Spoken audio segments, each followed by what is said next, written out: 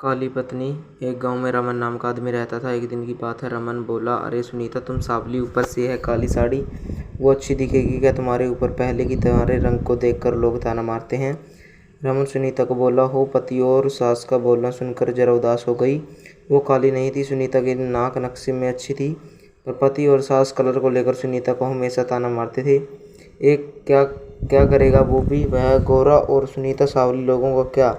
वो तो नाम रखने में जरा राजा होते हैं। ब्लैक और वाइट जोड़ी बोलते थे दोनों को। रमन का मन वैसे साफ था। सुनीता को अगर कोई कलर को लेकर बोलता तो उसे जरा भी अच्छा नहीं लगता था, इसलिए वह भी थोड़ा बहुत बोल देता था ताकि वह जिद न करे। लेकिन जब वह बोलता था तो उसे इस बात का पछतावा होता था। उसकी माँ घर में हमेशा कड़कड़ाहट रखती थी। आज भी वैसे ही हुआ। घर में वास्तु उत्सव के माहौल में सुबह जब सास ने सुनीता से बात की तो वह थोड़ी घबराई हुई थी। उसका चेहरा भी शांत था। रमन वास्तव में खुद पर शर्मिंदा था। अपराधी की तरह बैठने के बजाय वह काम के लिए बाहर गया। कई सारी महिलाएं काली साड़ी पहनकर सड़कों पर चल रही थी, तो सभी ही गोरी थी ऐसा नहीं था, लेकिन उन पर वह काली साड़ी अच्छी लग रही थी। रमन काम की जगह पर गया। उसका बचपन का दोस्त विकास और उसका पूरा परिवार साथ में था। जान पहचान हुई। तभी पीठ के पीछे से विकास की पत्नी आई।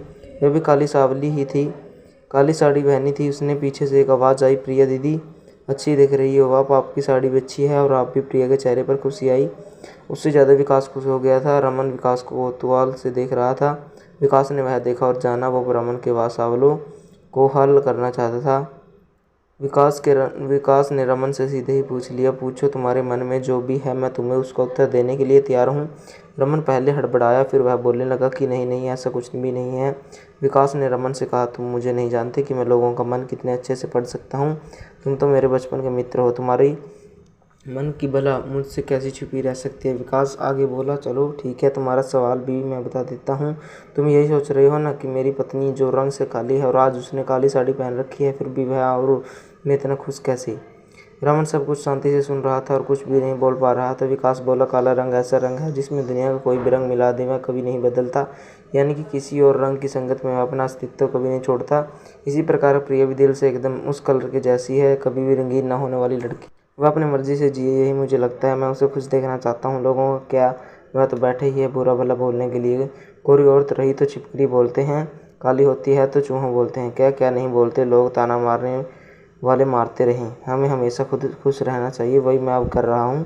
वो सुबह मुझे बोली, मैं कैसी दिख रही हूँ, अच्छी लग रही हो तुम मुझे। ऐसा बोलने पर उसके चेहरे पर वह स्माइल देखकर मुझे सकारात्मक ऊर्जा मिली। घर से बाहर निकले तो सभी बोलने लगे कि अच्छी लग रही हो भाभी। हम दोनों ने अच्छे मन से यह बात सोची, कोई ना कोई ताना मारने के लिए बोला ही होगा ना, उस वजह से जीने की दिशा क्यों बदले। रमन को उसके घर का माहौल याद आया। वह खुद पर ही चिढ़ गया। उसे लगा वो सचमुच में गलत था। मैं ही सुनीता को दुख देता हूँ, उस वजह से सब उसे बोलते हैं और मुझे ही अपनी भूल सुधार कर उससे माफ़ी मांगनी होगी। उसने हंसते हुए विकास को अलविदा कहा। अपना काम निपटा कर वह साड़ी की दुकान पर गया। सुनीता के लिए उसने काले रंग की साड़ी ली और घर गया। घर जाने के बाद सुनीता साथ बैठी थी।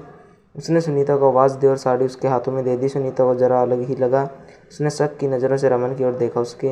उसने बॉक्स खोलकर देखा तो काले रंग की साड़ी थी। सुनीता, मैं लाया हूँ तुम्हारे लिए है साड़ी, आज पहन के दिखाओ कैसी दिखती हो तुम। अच्छी नहीं लगी तो बदल देंगे साड़ी को, देखने तो कैसी दिखती हो तुम इस रंग में। सुनीता को ज़रा अच्छा लगा। चलो तैयार हो जाओ जल्दी, हम ज़रा बाहर जाकर आते हैं, एक क्लाइंट के पास जाना है, उन्होंने बुलाया है जोड़ी में।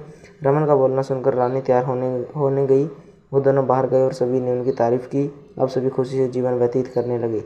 तो दोस्तों, कैसी लगी आपको ये कहानी, कमेंट करके ज़रूर बताएं। अगर आप हमारे चैनल पर नए हैं तो चैनल को सब्सक्राइब करें, वीडियो को लाइक करें, शेयर करें, कमेंट करें। धन्यवाद दोस्तों।